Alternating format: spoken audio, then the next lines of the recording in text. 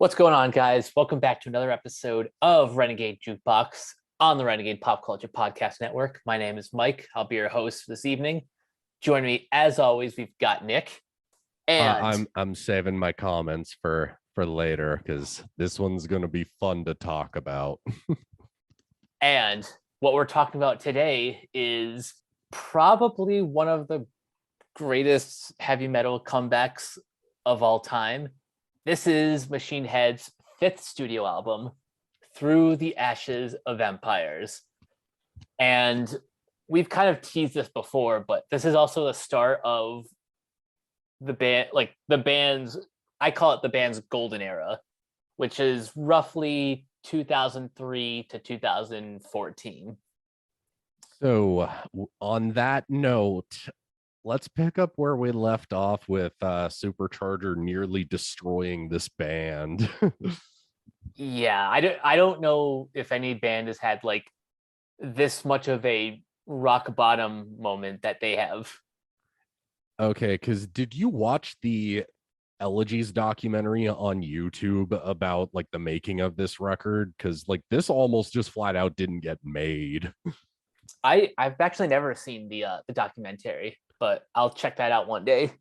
It's only like 15 or 20 minutes, but basically here's my overly long preamble about it. So pretty much what ends up happening, like I said, at the end of the Supercharger episode, Machine Head asked to leave Roadrunner Records.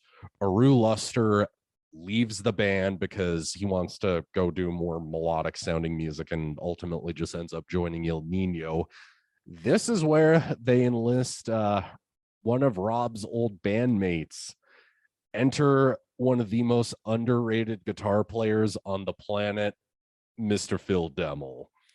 So Phil joins the band, but only as a temporary member, and it's just to fill in for some festival dates at this point.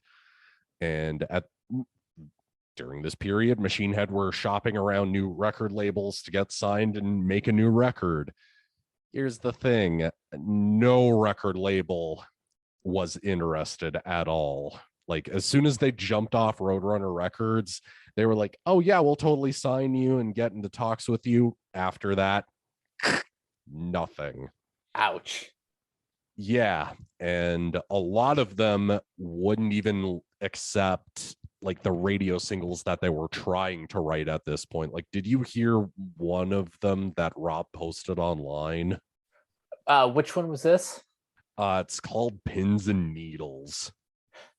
Oh, I don't think I've heard that one, but it sounds It's okay, because here's the thing. Rob took the instrumental and just used that on the Roadrunner United album, and that became Army of the Sun. Okay, that song that song I am familiar with. Okay, yeah. So basically, imagine the most angsty nu metal lyrics on top of it with Rob's bad singing from Supercharger. Oof. So yeah, and then we get two other songs on that demo, which we will eventually talk about, which is All Falls Down and Descend the Shades of Night. But here's the catch. That one's only like 3.5 minutes. Compared to the 7-minute and 46-second, well, we'll get to that. Yeah, definitely. Oof. Anyways, so this demo basically goes nowhere. Record labels aren't interested. Like, it's a problem when even Fred Durst's flawless recordings, from that time period that signed fucking Puddle of Mud, when they don't want you, something's wrong. Like I said, rock bottom. So at this point, the band just hates the fact that they're trying to like write all these radio singles, trying to get on major labels at this point. They're tired of like shooting these really terrible electronic press kits for record labels trying to sell themselves. The best analogy I can think of is and Dave kind of put it the best, is that Machine Head need to be a badass metal band again. And the analogy I really love to use with this album is it's very much a Caress of Steel to 2112 by Rush situation, where the band's previous album was a critical and commercial failure, and the band was like, we don't really know what to do, so you know what, let's write this album like it's going to be the last thing we ever do. If it does great, awesome, we'll keep going, but if it tanks, we'll at least be going out on our own terms and conditions. And luckily, Phil eventually joins the band full time. The album comes out in October of 2003, and we'll save once. I'm just going to say this before we even talk about this track later in the episode. The album comes out internationally October 31st, 2003. The North American release with the song in question, April. And this, I don't feel like this is a particularly big spoiler, but yeah, this really is one of metal's best comeback stories. It's like really inspirational to see a band sink to the lowest of lows they can go to being like, yeah, we're back, motherfuckers. Hell yeah. So we begin with kind of Machine Head's tradition of an awesome opening track, Imperium. Imperium really, to me, sounds like the perfect bridging of the gap between the old era and the new era at this point, because really the first chunk of this song, it wouldn't be too out of place to think that Logan Mader would have played on it. Yeah, I can kind of hear that. Yeah, and notice how the drum beat almost kind of sounds like the opening to Jesus Christ Pose by Soundgarden. It does. Yeah, like the band would even call the song "Ba-da-da-da" in the demos. Like that's how this album is riff salad in the best possible way. Like, just imagine all of the best heavy complex riffs that are also just super catchy too. Now I know Phil didn't write this song, but one of the first things I noticed listening to it is, oh yeah, like even just as a musician, his fingerprints are all over this. Oh, 100%. Like, this is music wise, a lot of this is written by Rob and Dave with lyrics by Adam, but like the music side of this song, like this was clearly one of the tracks I think that Rob and Dave were just like, no, we need to be a badass heavy band, and wrote a badass heavy tune. And you think, okay, this is a really strong, solid Machine Head song. I'm digging this. Then that riff kicks in halfway through. That this really is kind of the beginning of what some people I've heard call Machine Maiden. I can see where they're getting that. Well, that, and also at this point, melodic death metal's blowing up. I mean, In Flames, they just had Reroute to Remain come out. Dark Tranquility, At the Gates are unfortunately out of the picture, but come back years later, thankfully. But In Flames, Dark Tranquility, Arch Enemy, Soilwork, like melodic death metal is huge at this point. So even on Roadrunner, the year before was Killswitch's Alive or Barely Breathing. Just Breathing, you mean? Right. Yeah, like the metalcore thing, I would not associate this album with metalcore personally. Oh no, I didn't mean to lump it in that. Just saying that Roadrunner at the time was like really doing the genre service. Oh yeah, 100%. And that's kind of my thing with people saying, oh, Machine Head are just a bunch of trend hoppers. I can see how somebody would think that if they just took a listen to a few songs on YouTube. Sure, maybe, but I have to fundamentally disagree with that just because you didn't like the Burning Red or Supercharger. But like but back on that melodic riff, like as soon as that part kicks in, like how can you not get a smile on your face with that riff? It is so goddamn heavy, but still retains so much melody. Dave is just firing on all cylinders. Rob's voice, the cleans and the growls sound way better all throughout this record, really. But no, Imperium, a near 7-minute song that does not bore the shit out of you. It's amazing. 5 out of 5 song. Yeah, I wrote in my notes, welcome back, Machine Head. Yeah, this pretty much is just like, we're back, motherfuckers. Next track we have Bite the Bullet. This is one of the songs that it's another one I feel is a bit of a transitional piece between sort of the previous two records and where they're going in the future.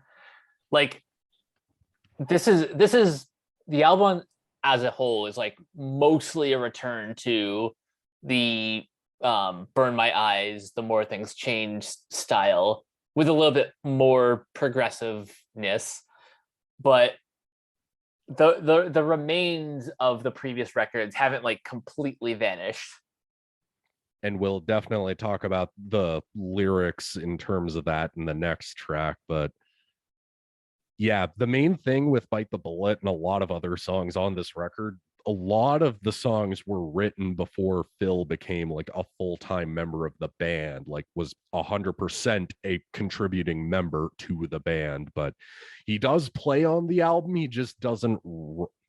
He only writes about 3 tracks in terms of music on this. 3 out of the 11 he is credited in. Yeah. I like Bite the Bullet, but honestly, my main thing is that Dave McClain, he's just going ballistic on that snare drum on this track. Like, oof. My main thing is actually the verses, not the chorus is awesome. And that opening, oof. But my thing is actually the verses. I don't know. For some reason, they just don't. I don't know. Just something just kind of feels offset about the two of them. Is it like the sort of like quiet and then loud sort of presentation? Maybe. I'm not really sure. It's again far from a bad song. It's just when you open up with a all guns blazing type track like Imperium, I don't know. I guess it's kind of a tough contest to follow. That's fair. And honestly, this is part of the reasons why I consider it kind of a transition piece, because like the verse chorus structure does feel a bit more, I don't want to say radio friendly, but more direct. Yeah. I have actually a lot more to say about the next track, though. Left Unfinished. Let's kind of do what we did with 5 and save the lyrical content for after, because musically this thing continues like more of the thrashy drums, the more insane guitar riffs of what was shown on Imperium. It really starts off it's kind of weird hearing a Machine Head song start off with like a music box. I know, it's a very unsettling kind of opening. And then right after that, we get into more like a more thrashier portion. Yeah, and it's so great to have the thrash back in Machine Head sound at this point, especially adding in more solos. It's a very quick solo, but at least it's there and present. Mm-hmm. The main Before I talk about the lyrics, though, the chorus though really helps sell this song again. Just it's nice to hear Rob and Adam do some like kind of Alice in Chainsy vocal trade-off on these albums. It's one of the reasons I love this band. Yeah, I was like paying attention a little bit closer to the vocal harmonies this time around, and compared to the last couple of records, they've like you really come to appreciate them more after losing them for so long. And this, I say all of this with the vocal performance because that needs to sell the lyrics of this song. Mike, can I rip the band-aid off now? Do it. Rob Flynn's adopted. Yeah, and when that is revealed in the lyrics, it's kind of heartbreaking. Yeah, like eventually, like the song kind of just starts out like an "oh, I hate my parents" kind of song, but then you start hearing lines like, "oh, the parents who actually raised me," and it's like, okay, this isn't just, you know, the way I kind of describe it to people, 3 days grace crying, 30-year-olds crying about teenager problems because boo-hoo, I couldn't get a PS5 for Christmas. Like this is like genuinely dark and personal and a legit problem and something that cuts deep emotionally. And then you hear Rob reveal his original birth name at the end of the last verse, which his real birth name was Lawrence Matthew Cardine. But like as soon as that's revealed, you're like, holy shit, this got real. Yeah. So that's kind of the main thing, is that I kind of feel that this song is like the Burning Red's lyrics fully realized and more mature. Yeah, that sounds about right. It does kind of seem like uh, you know, like a more fully realized follow up to 5.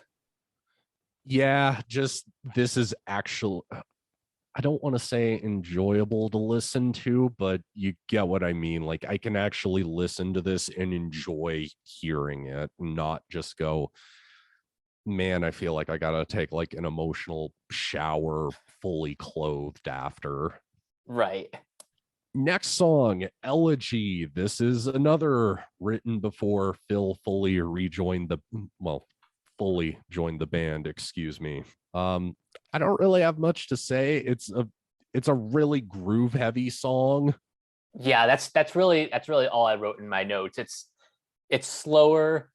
It's definitely more on the groove metal side of things, which is fine. And I don't need Machine Head to be all thrash all the time. I like when there's some variety. Yeah, it's just this is kind of before the variety is like really introduced, which, like you said, this is kind of a transitional record, but at the same time, you got to remember this is Machine Head like really getting back to what they did the best. So, I mean, I can't complain about it. It's still a good song. Yeah, it's exactly the song that it needs to be. Um, the one that I like better, though, is when they start introducing the more progressive elements, because remember when the Rocket Out blog was a thing? Vaguely. Okay, like I used to watch the Rocket Out blog on YouTube all the time, and the guy who ran that YouTube channel actually interviewed Dave and Rob before Under the Locust came out. And I remember specifically, I can't remember who it would have been. I think it would have been the Dave interview. I'm not too sure, but I remember him saying, somebody in the band saying that they got Rob every Rush album for Christmas. and then Rob just immediately fell in love with Rush. So this is the just note to Rob Flynn, listen to Rush more often because we get amazing music like this, because In the Presence of My Enemies is amazing. Oh yeah. And this is the first of the 3 songs that Phil helped to write, and you can tell immediately. Yeah, especially with that solo, like, oof, that's a ripper of a solo. Nobody can deny that. And really just the actual like riffage and the lyrical content. Despite me saying how progressive this song is, this would be like the perfect song to get into a fight to. Yeah, I'm just kind of imagining pretty much everyone who listens to this and is also an anime fan, cranks out just a bunch of different AMVs set to, like, I don't know, stuff like Goku versus Vegeta, or I don't know, some of the other classic shonen anime fights. This song just kind of feels perfect for that. Also, no lie, Mike, especially during the chorus riff, I honestly just dropped and did like 50 push-ups. Nice. And they felt effortless. So, hey, if it makes for good workout music, I can't complain about either. Excuse me. This is where we got to get back to more depressing subject matter. Not that In the Presence of My Enemies doesn't have depressing subject matter, because like it deals with a lot of the lyrics on this really deal with more traumatic subject matter like abuse. And like I said, I think that this is the Burning Red's lyrics fully realized and more poetically written, because this is when we get songs like Days Turn Blue to Gray. Yeah. Not really a Sunshine and Rainbows track, but it might be one of the more beautiful things to come out of this band. Yeah, like the first, I want to say like 3.5 minutes, it's just fucking balls to the wall badass metal. But then you read through the lyrics, which I can't pick up on who it might have been, so I might be off saying this, but I read on songmeanings.com that Rob did an interview and it was actually about his wife's childhood. Oh. Yeah, that again, this is me purely going based off of songmeanings.com. I could be completely off base saying this, but sounds like, much like Rob, she also had a very rough upbringing with her parents. And man, does it get dank, detailing like drugs, abuse, just seemingly neglectful parents. And then, just as the music keeps getting heavier and heavier, those vocal harmonies, honestly, this is what music should do to you when listening to it. Because like, I'm not gonna lie, when Rob does the whole "please won't you love me" part, you can't help but try not to tear up. Mm-hmm. Like, it just hits you like a ton of bricks. And then Dave comes back in, the riffing comes back in, Rob starts growling his ass off. I don't care if people think him yelling father, mother, fucker. I don't care if somebody thinks that's corny. No, that's badass. Like, oof.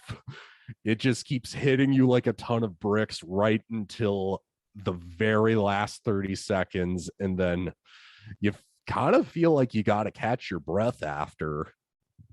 Yeah.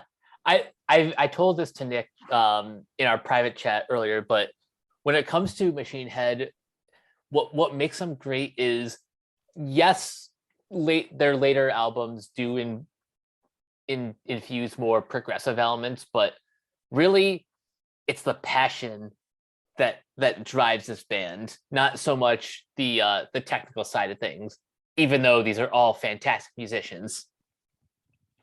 Well, for me, the technical side of things, even that just the more technical elements they make while still making them catchy, enjoyable to listen to songs makes me keep coming back to them. I guess it's the balance of everything that makes them like the band that they are. Yeah, and also I completely forgot to mention this because yeah, since we usually talk about their outfits, I will rewatch both of the music videos before we did this, and this is the first time also Machine Head broke their MO of corny costumes. They actually look like normal metal dudes. Oh, good. Yeah, like, just band shirts, jeans, or shorts. That's all you need. Just, in your face, badass metal. Now, if you're gonna Yeah. call them trend hoppers, this was also really just the look of a lot of new wave of American heavy metal bands. They just look like dudes. Yeah, that's to me, that's how metal should be, really, at the end of the day. Next track, Vim. Honestly, this is one of the songs I've come back to the least, and I don't understand why. It's just great. I didn't really have much on my notes except for Dave in all caps because because he steals the show the first 10-15 seconds in. yep. Yeah, this man, I can only imagine how we would have felt after having to do multiple takes of that intro. Seriously. Yeah, you thought he was going to pass out after the blood, the sweat, the tears. I would have passed out after just trying to play that intro. Hell of a way to start that song. Yeah, the only problem though is that the rest of the song has to live up to it, and again, it's a really good song, just I don't know, I just never came back to it as much. Now I might have to. I was gonna ask, like, if this was more regularly spun, would it be up there with like some of your favorites? I'm not really sure.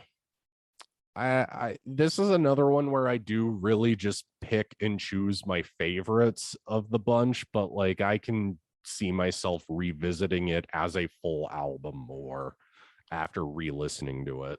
Now we get to the first one of the first songs written for this album, All Falls Down. How to put it mildly, this is like a Supercharger song if Supercharger did not suck.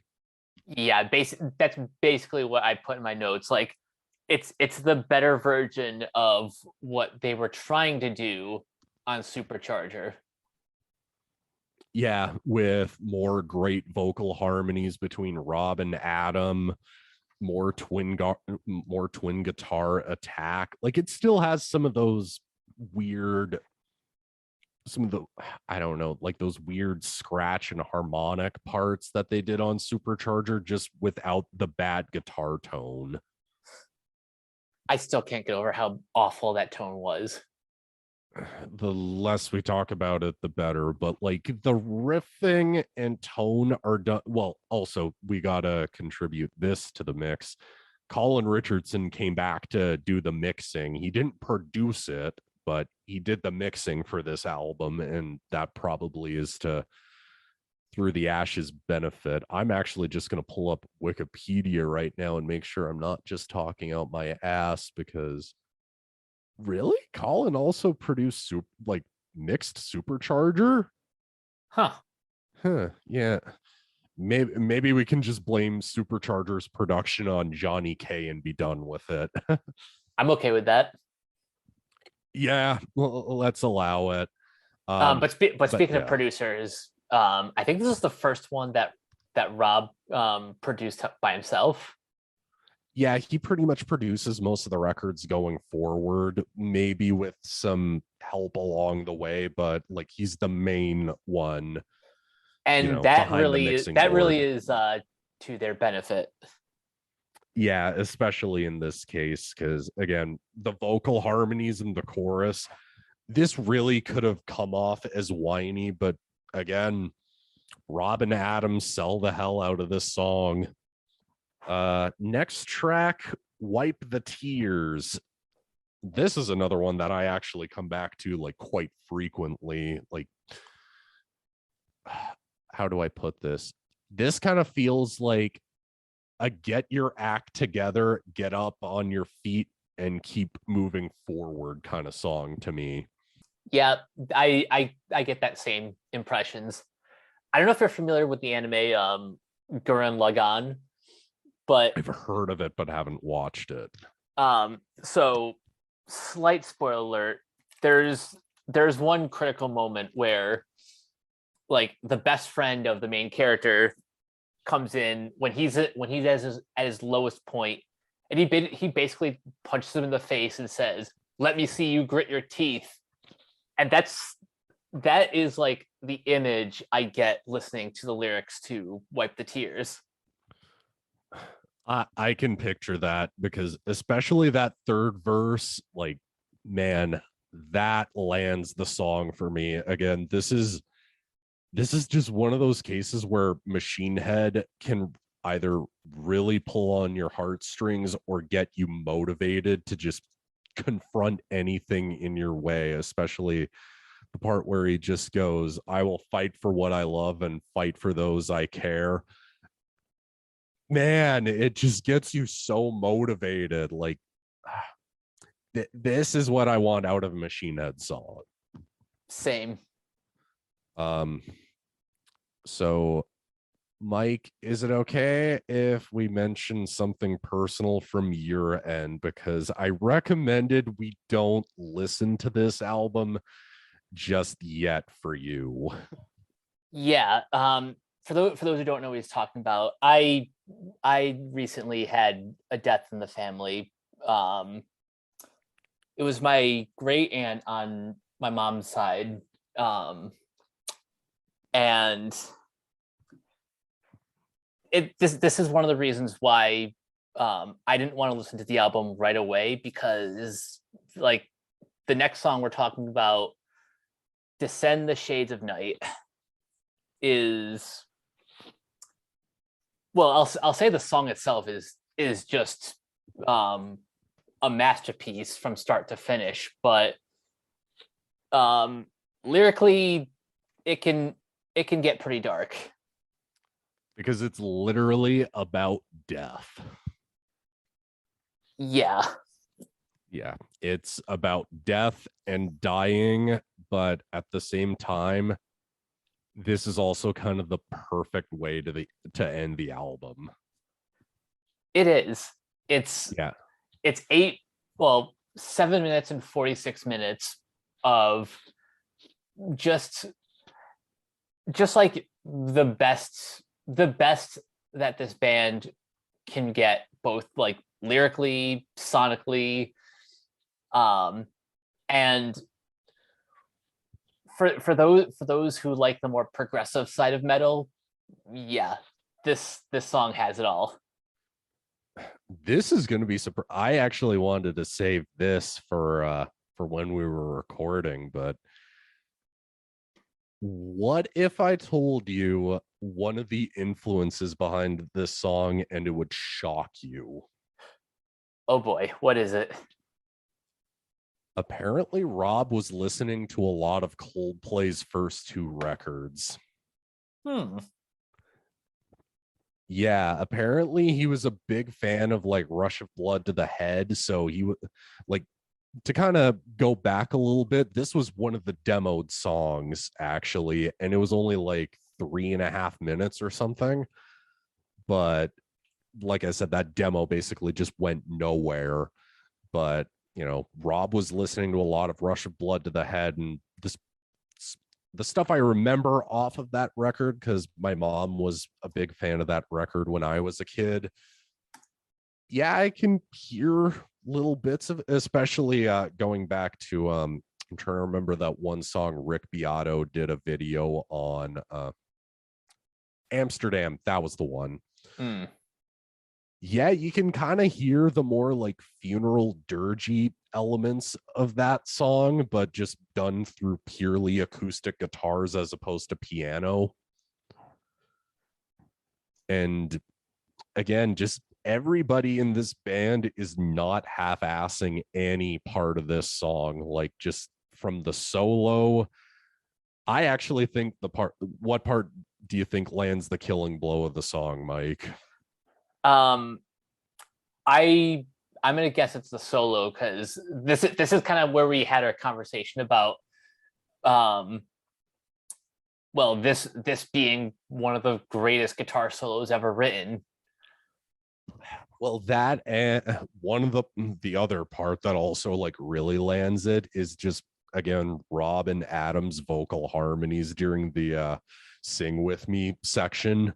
Like, that could have come off as like super poppy, but like it just, the way it's done is so great. And then you hear Adam's bass come back in, Dave comes back in, the guitars come back in, and then you kind of hear in the background, like in your right ear, like something's just falling apart, like, death has come over you. And then it just gets sledgehammer heavy again, and then goes right back into that chorus. Like, Yeah, this is a masterpiece. yeah, this is a 5 out of 5 song. And like, yeah, it couldn't have gotten away on being on Burn My Eyes or The More Things Change, but this kind of just introduces like this great new, this is kind of like the end of a great album, introducing like a great new era for this band. Mm-hmm. So now introduce it, Mike, and then I'm gonna fanboy over this next one. So if you've been following along with the track list, you'll notice that we kind of skipped one between Vim and All Falls Down. And the reason for that is because and after listening to it again, it is pretty clear that Seasons Wither is almost, well, no, I'll just say it. Seasons Wither is the definitive Machine Head song. Nick, you have the floor. Okay, so more story time, children. So, like I mentioned, this album comes out in Europe and is like a critical smash. Like, everybody says album of the year, best metal comeback. They're getting on magazine covers. People are wanting to do interviews. Roadrunner International wants to get Roadrunner in North America to re-sign Machine Head, and Roadrunner in North America are thinking like this album's just gonna tank because it's been off. People can just go and download it off of whatever torrent site or just import it. So they're expecting it to tank. So what Machine Head do is, since Phil's now a full-fledged, full-time member of the band again, why do I keep saying again? I don't know. But no, Phil is a full-time member of the band. They go back into the studio and record a new song, Seasons Wither, and they insert it into the track listing. Personally, I have my version just edited to where it's the standard North American, like standard original release of the album, and then Seasons Wither, I have that be at the end. And man, this probably has to be my favorite Machine Head song.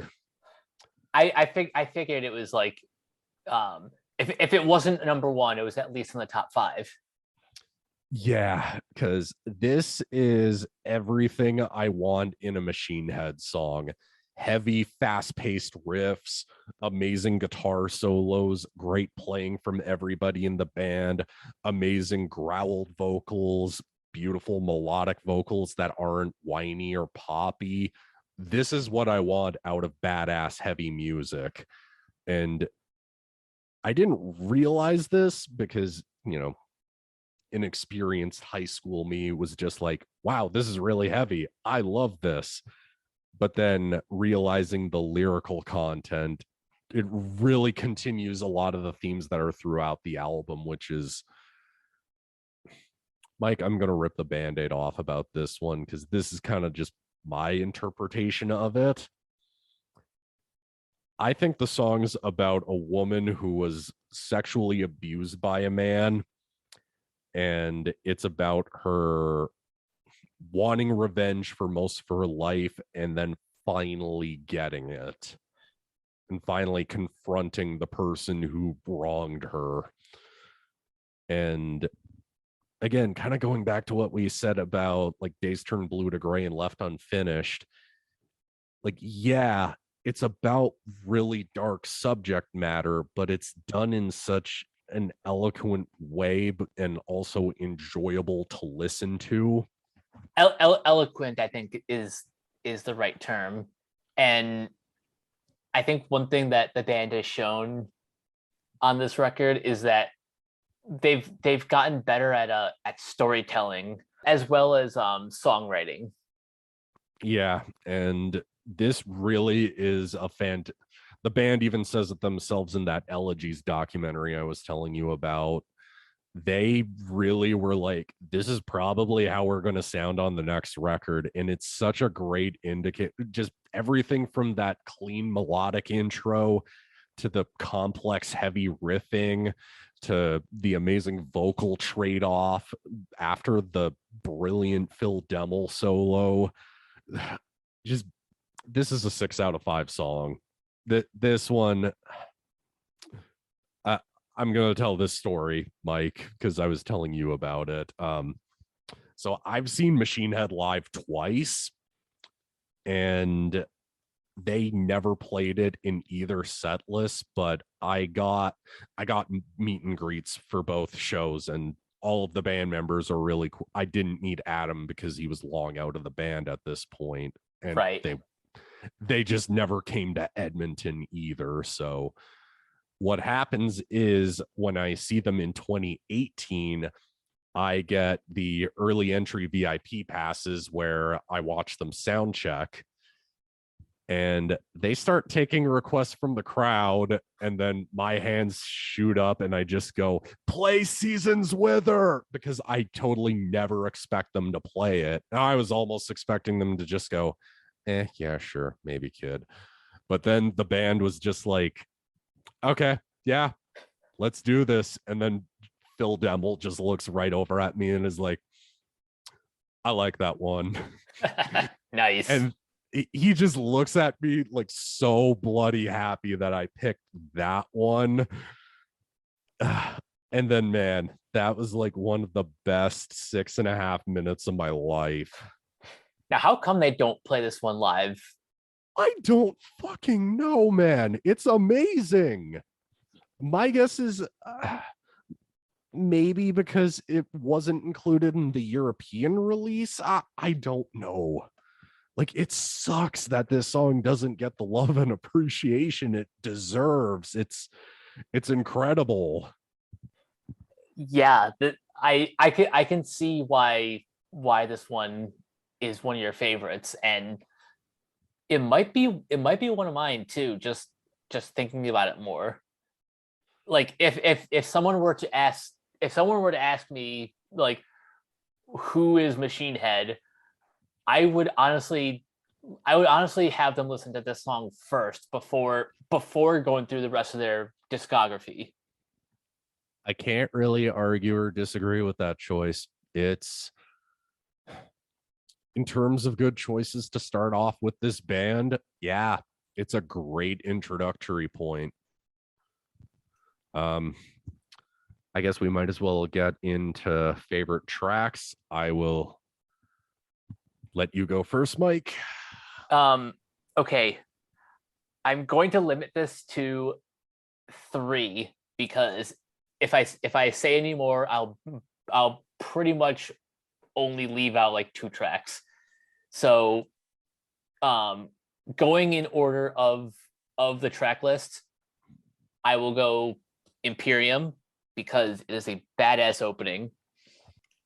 I would say number 2 is In the Presence of My Enemies,